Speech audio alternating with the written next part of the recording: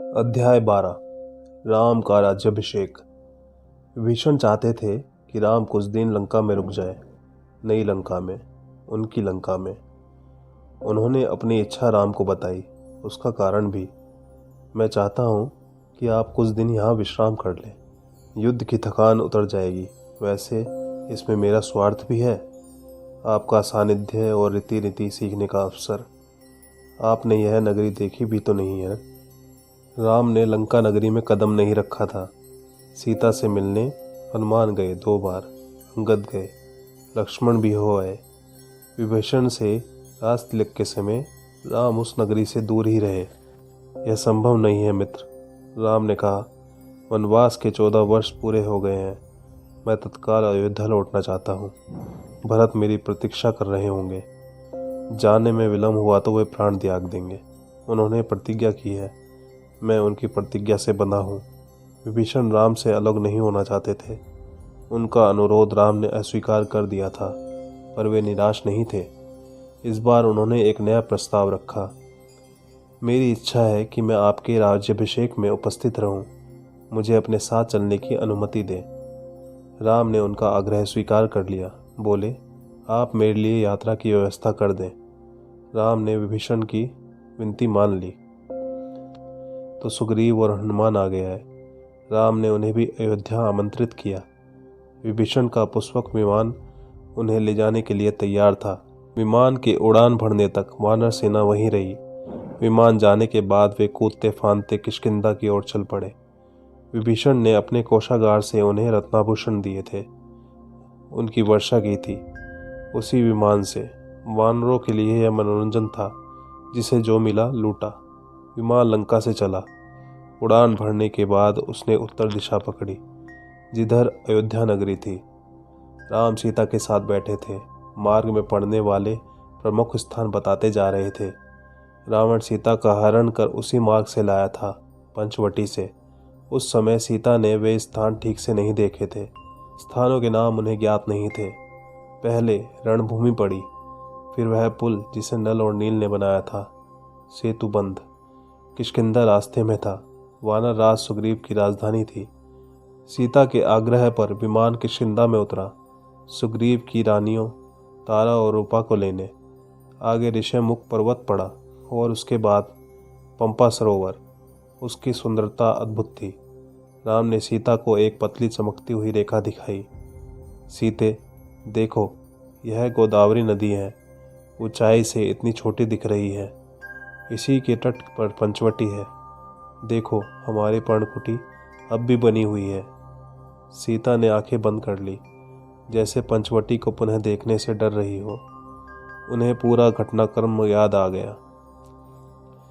गंगा यमुना के संगम पर ऋषि भरद्वाज का आश्रम था। विमान वहां उतरा। सबने रात वहीं बिताई। ऋषि का आग्रह था, राम उसे टाल नहीं सके। वहीं से उन्होंने हनुमान को अयोध्या भेजा, भरत को उनके आगमन की पूर्व सूचना देने के लिए। राम सीधे अयोध्या नहीं जाना चाहते थे।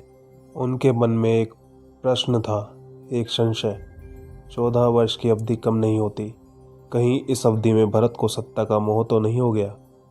हनुमान को अयोध्या भेजते हुए उन्होंने यह प्रश्न रखा था। कहा, हे वानर शिरोमणि, आप भरत को मेरे आने की सूचना दीजिएगा। ध्यान से देखिएगा, यह समाचार सुनकर उनके चेहरे पर कैसे भाव आते हैं। यदि भरत को इस सूचना से प्रसन्नता नहीं हुई तो मैं अयोध्या नहीं जाऊंगा। भरत राज का संभाले, इसमें मुझे कोई आपत्ति नहीं। हनुमान वायु वेग से चले, जैसे उड़ रहे हों। मार्ग में निषाद राज गुह से भेंट की। उन्होंने अयोध्या का हाल जाना। वहां से नंदीग्राम पहुंचे। उन्होंने भरत से कहा, श्री राम के वनवास की अवधि पूर्ण हो गई है। वे लौट रहे हैं, प्रयाग पहुंच चुके हैं। मैं उन्हीं की आज्ञा से आपके पास आया हूँ। भरत की प्रसन्नता का ठिकाना ना रहा। आंखों में खुशी के आंसू थे। वे बार बार हनुमान को धन्यवाद दे रहे थे, यह शुभ सूचना उन तक पहुंचाने के लिए। उनके चेहरे पर केवल एक भाव था, प्रसन्नता। हनुमान उनसे विदा लेकर आश्रम लौट आए, राम के पास। अगली सुबह प्रयाग से श्रृंगवेरपुर होते हुए राम का विमान कुछ ही देर में सरयू के निकट पहुंच चुका था। दूर अयोध्या नगरी के भवनों के शिखर दिखाई देने लगे थे। सबने अयोध्या को प्रणाम किया। उधर भरत से सूचना पाकर अयोध्या में उत्सव की तैयारियां होने लगी। नगर को सजाया गया। शत्रुघ्न राज्याभिषेक की व्यवस्था में लग गए। महल से तीनों रानियां नंदीग्राम के लिए निकल पड़ी। कौशल्या सबसे आगे थी। उन्हें पता था कि राम पहले भरत से भेंट करेंगे। राम का विमान नंदीग्राम उतरा।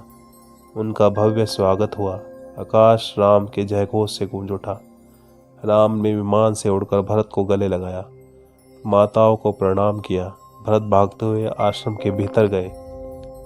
राम की खड़ा उठाकर लाए, जिसे सिंहासन पर रखकर उन्होंने 14 वर्ष राजकाज चलाया था। झुककर अपने हाथों से राम को पहनाई। मिलन का यह दृश्य अद्भुत था।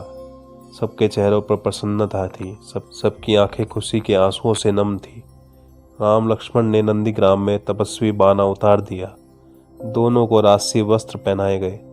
जन समूह राम की जय जयकार करता हुआ अयोध्या के लिए चला। शोभा यात्रा की छटा देखने योग्य थी।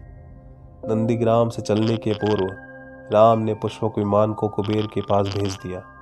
वह विमान कुबेर का ही था। सजी धजी अयोध्या नगरी राम के दर्शन पर प्रसन्न थी। नगरवासी प्रसन्न थे।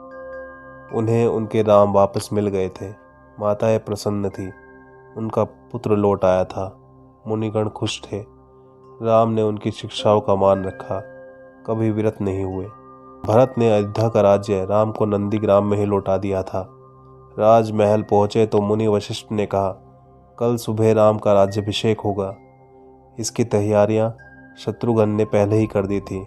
पूरा नगर सजाया गया। दीपों से जगमगा रहा था।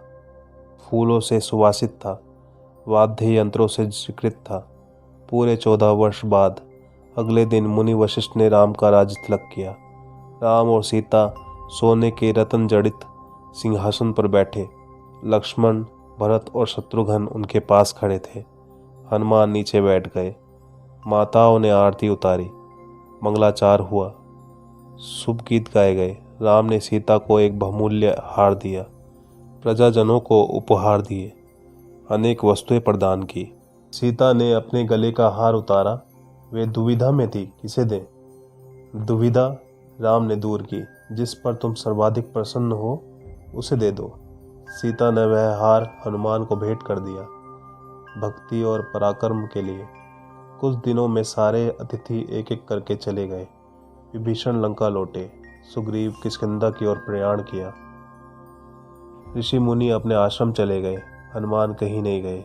राम दरबार में ही रहे। राम ने लंबे समय तक अयोध्या पर राज किया। उनके राज में किसी को कष्ट नहीं था। भेदभाव नहीं था। कोई बीमार नहीं पड़ता था। खेत हरे भरे थे।